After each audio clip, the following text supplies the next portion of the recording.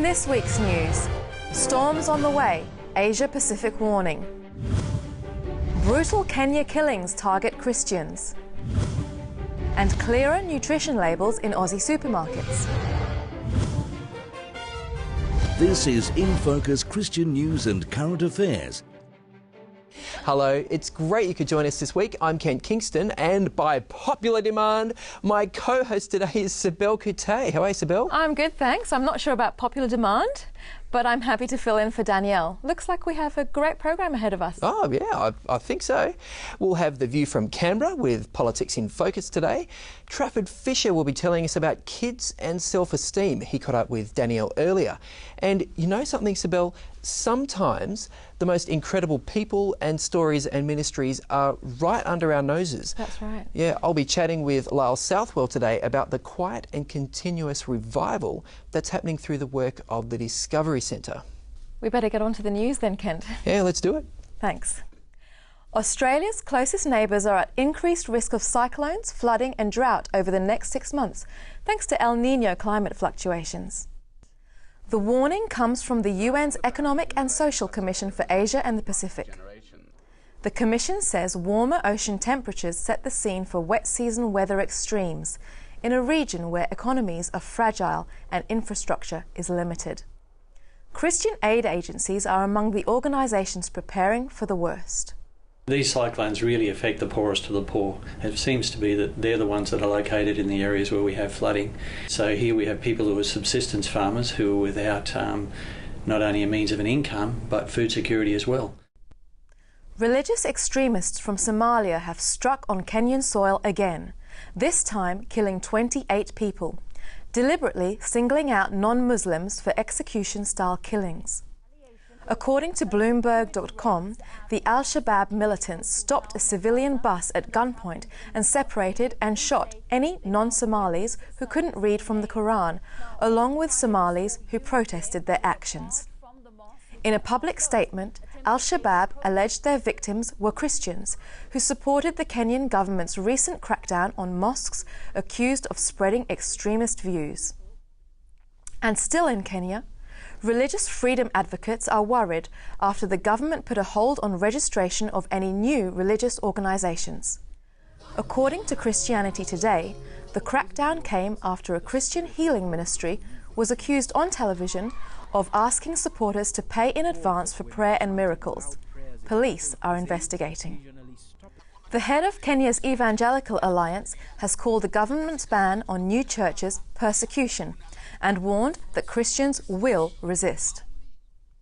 After decades of debate, the Church of England has voted through a policy change that will allow women priests to be appointed as bishops.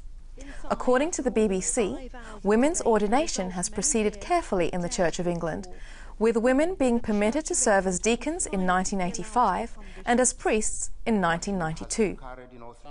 In 2012, the vote to introduce women bishops failed by just 6 votes at the General Synod. This year's result could see women serving as bishops as early as next year. And in another change of policy, the Vatican has lifted the ban on married priests for Eastern Catholic churches in North and South America and Australia. Since 1438, when churches in Lebanon, Ukraine, India and elsewhere began to rejoin the Catholic Church, their tradition of married clergy has been respected. The difficulty has come, however, when Eastern Rite Catholics established migrant congregations in parts of the world traditionally led by celibate clergy from the Western Latin Rite Church. Pope Francis has now approved the change that will allow Eastern Rite churches to continue with their traditions regardless of their location. A 700% return is an investor's dream, and that's exactly what one Christian aid agency is offering on behalf of the world's hungry. The Adventist Development and Relief Agency operates around 90 hunger and agriculture projects around the world, everything from emergency food relief to garden and nutrition training. Because of co-funding agreements, they're able to add $6 to every dollar donated for their hunger program.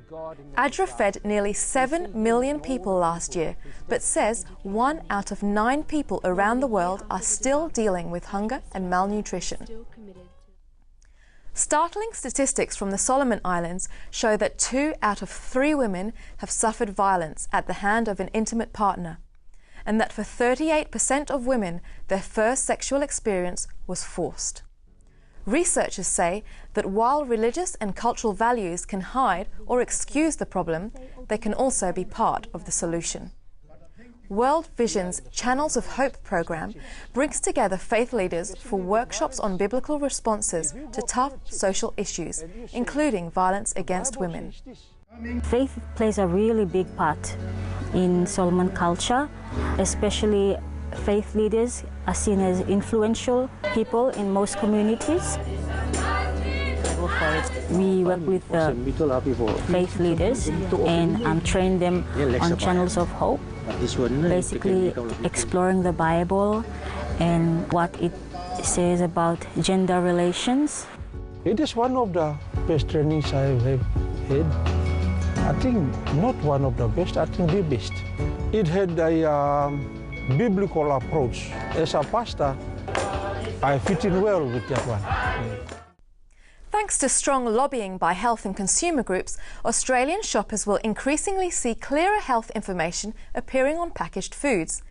According to Food magazine, iconic Aussie breakfast cereal Weet-Bix is one of the first products to display the new Health Star rating labels. Weet-Bix is manufactured by Sanitarium Health and Wellbeing, a not-for-profit company owned and operated by the Seventh-day Adventist Church. The Health Star rating labels are a voluntary initiative at this stage. New Zealand and Australian authorities will review the scheme after 2 years. The labels have been controversial, with the Food and Grocery Council and junk food companies resisting the change. Setting aside a plot of land for a community garden is something a number of churches are doing. But what if your church is in the middle of the city? St Canisius Catholic Church at King's Cross in Sydney's tough inner city looked up for inspiration and decided that they could build their garden on a roof. With the help of local businesses, St Canisius employed 4 asylum seekers to construct the garden space, complete with raised garden beds and a barbecue area. The congregation wants their community garden to provide meaningful activity for more asylum seekers, many of whom are legally prevented from paid employment.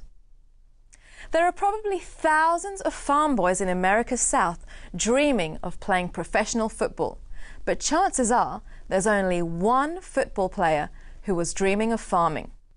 Jason Brown was a highly ranked centre for the St. Louis Rams when he gave up a $35 million contract to grow sweet potatoes and cucumbers in North Carolina. According to Mail Online, Brown says that although he had no experience in farming, he was called by God to leave the NFL, grow food, and give it to the needy. After years of land rehabilitation, First Fruits Farm has just delivered its first harvest, 45 tons of sweet potatoes. Jason Brown says he plans to give away twice as much next year. And that's the news for this week. Kent? Thanks, Sibel. We'll take a short break now, and I'll be back in just a moment with Lyle Shelton and Politics in Focus.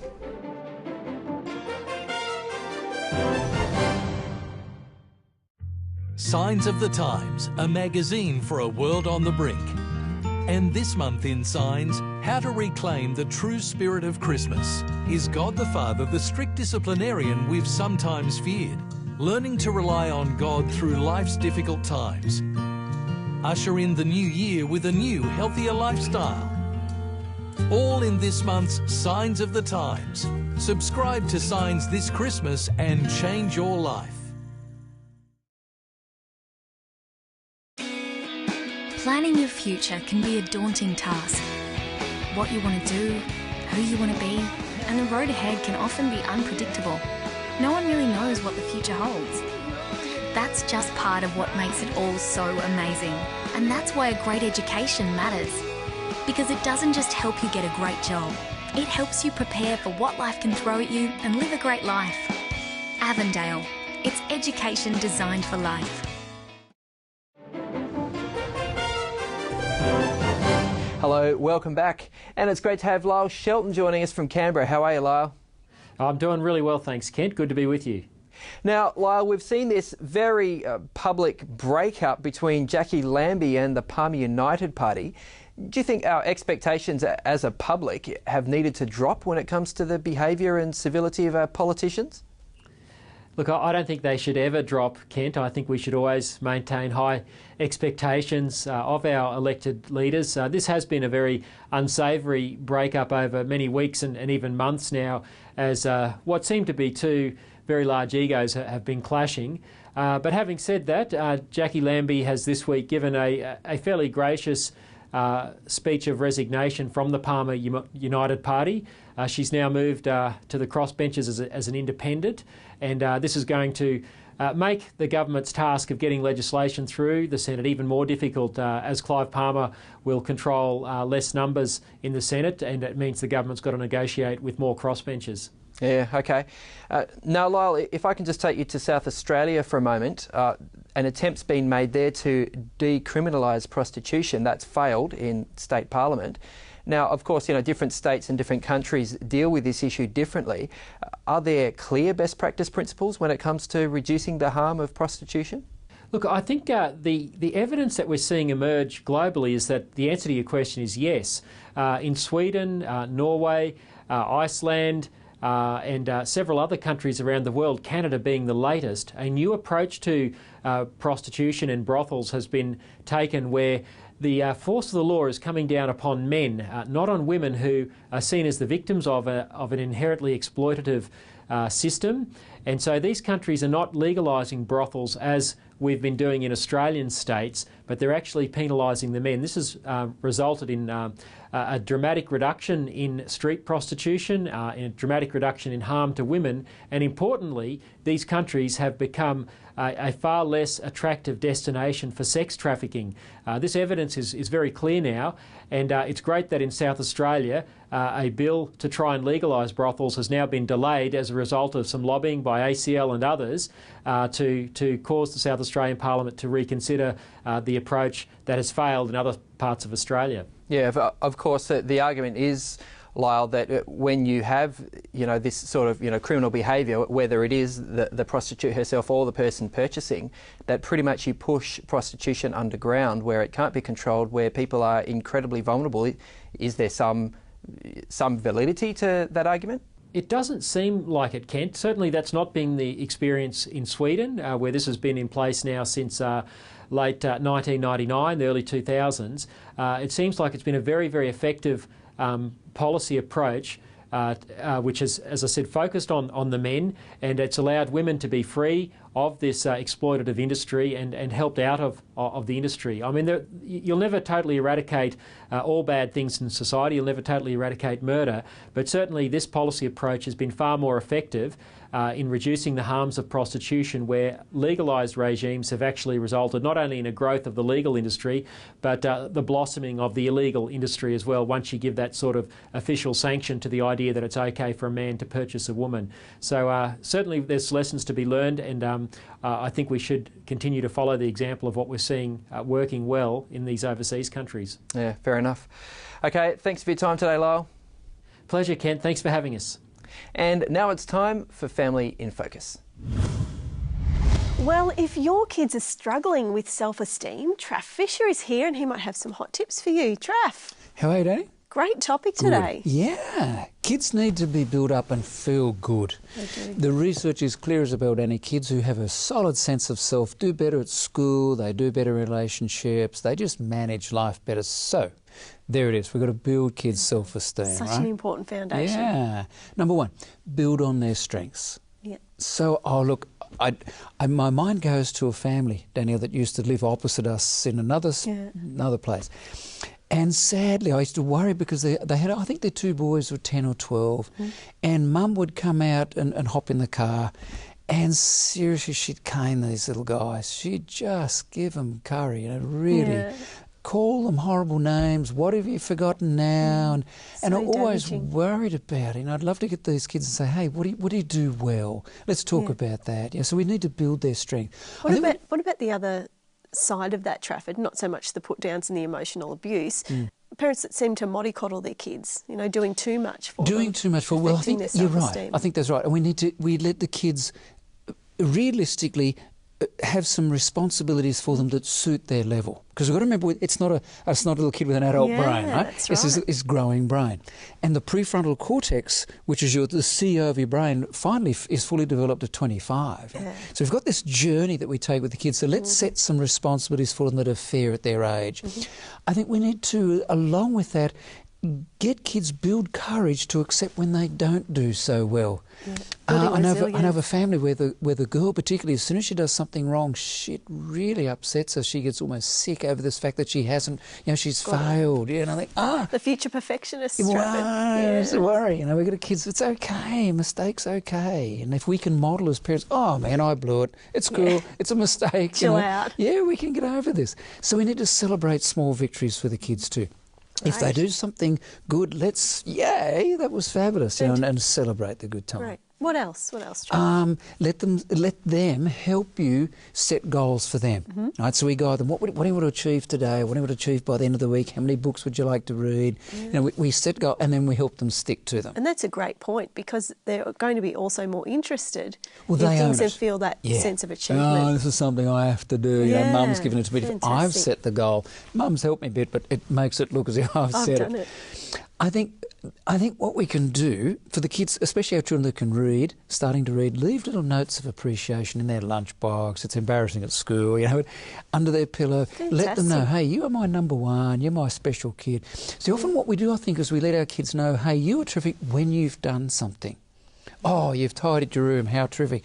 I think what kids need is, you are terrific, period. Yeah. It's not attached to... This is about you, not This is not about what you've done. You are terrific. I think the final thing we need to remember, compare them only with themselves. Yeah. What about Johnny down the road, or what about your bigger brother? No, compare them with themselves. You have improved wonderfully this week. I think if we can do those, we're going to make a journey towards getting kids feeling good. I tell you what, I'm going to take some of those tips home with my own kids. Just wonderful. Thanks for being with us, Traff. Pleasure. Thank you. Stay tuned. We'll be right back after the break.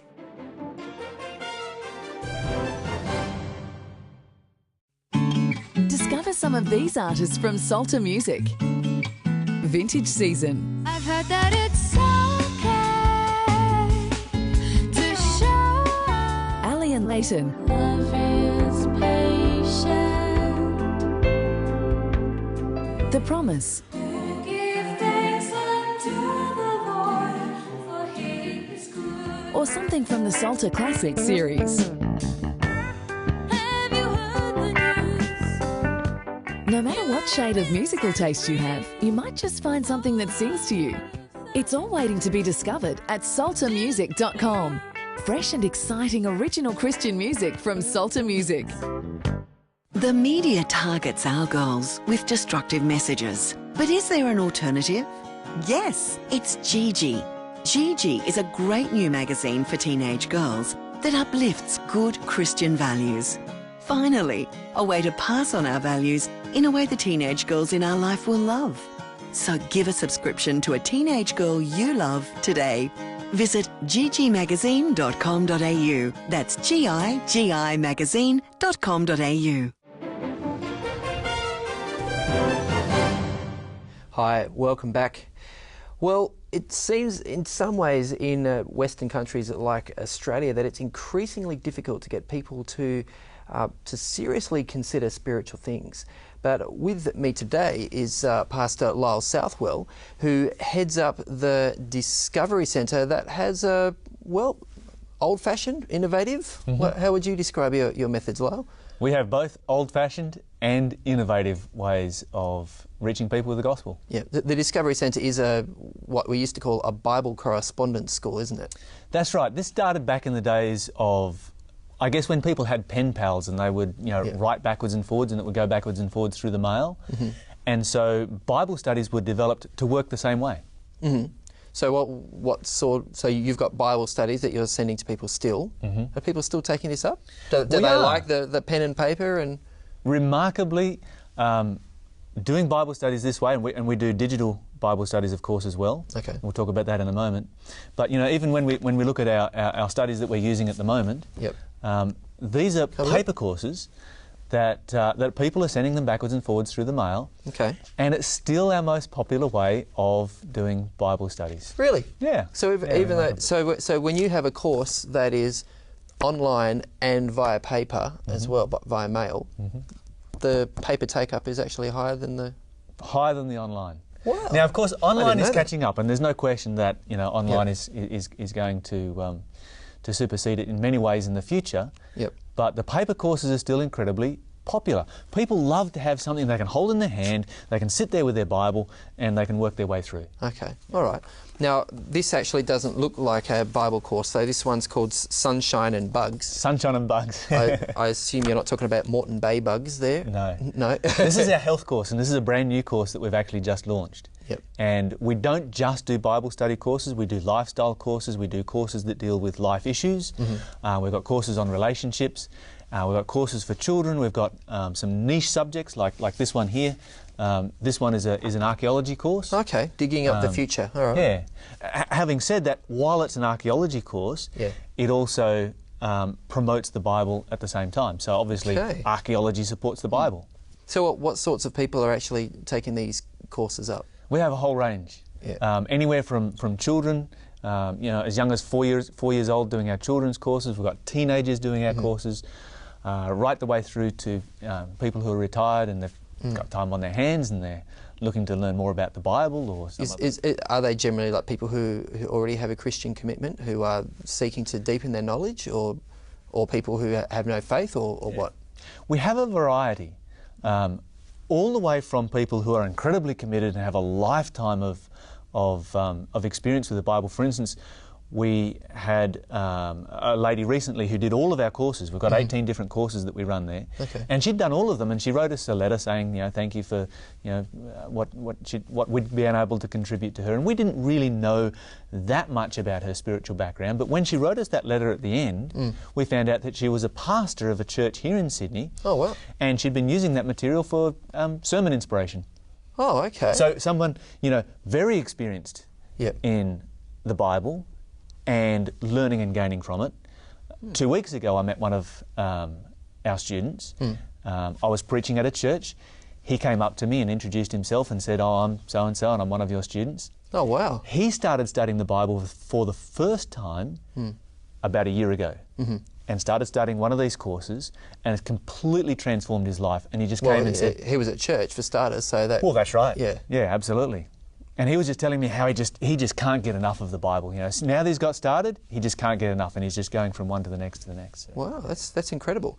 So when people start talking evangelism, it's not very long before people start asking for numbers. Well, how many baptisms, how many confessions of faith have you actually got out of this particular strategy? So how would you, like, compared to, say, public evangelism, with public meetings, or compared to a pastor having Bible studies, how does this method measure up?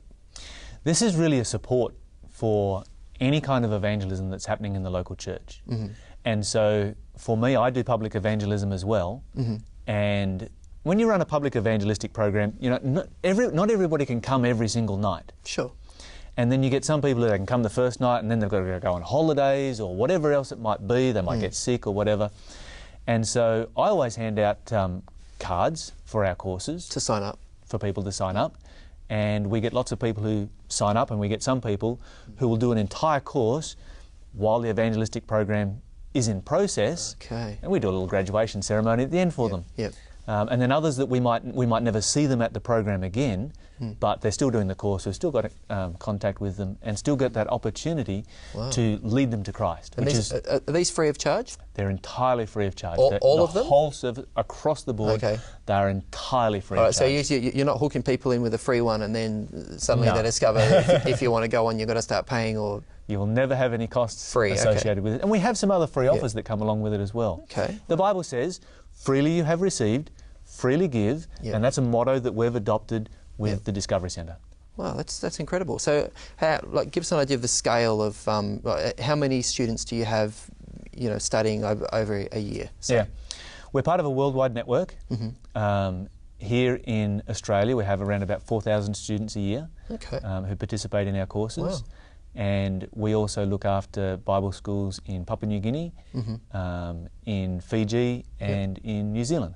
Okay, and that's additional to that 4,000, is it? Yes, that would be additional. Wow. Okay, and I was asking about numbers and things like that. Do you see baptisms that you can relate directly back to part of this person's faith journey was a discovery course? Yeah, we do.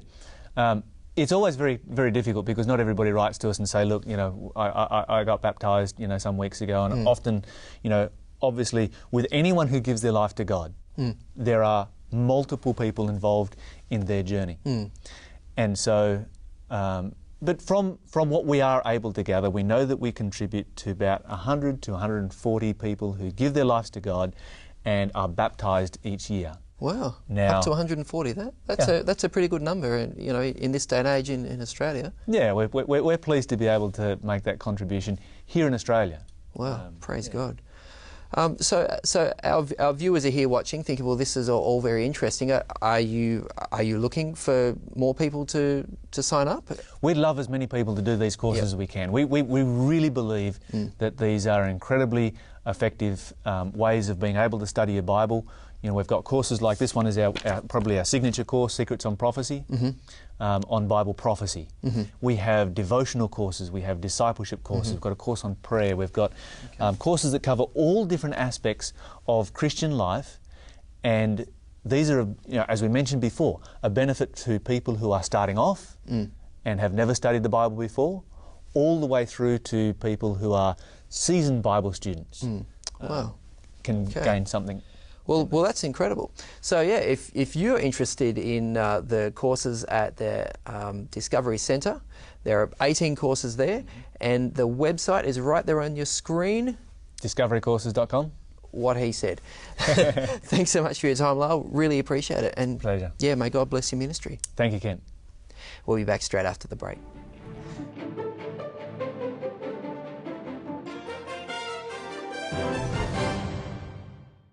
Thousands of years ago, a series of ancient prophecies were disguised within a system of mysterious symbols. For centuries, these remarkable predictions have been sealed to the world until now. Check out our new Secrets of Prophecy online course today in 24 beautifully illustrated free studies at www.itiswrittenoceania.tv or call 1300 300 389 for your free copy today.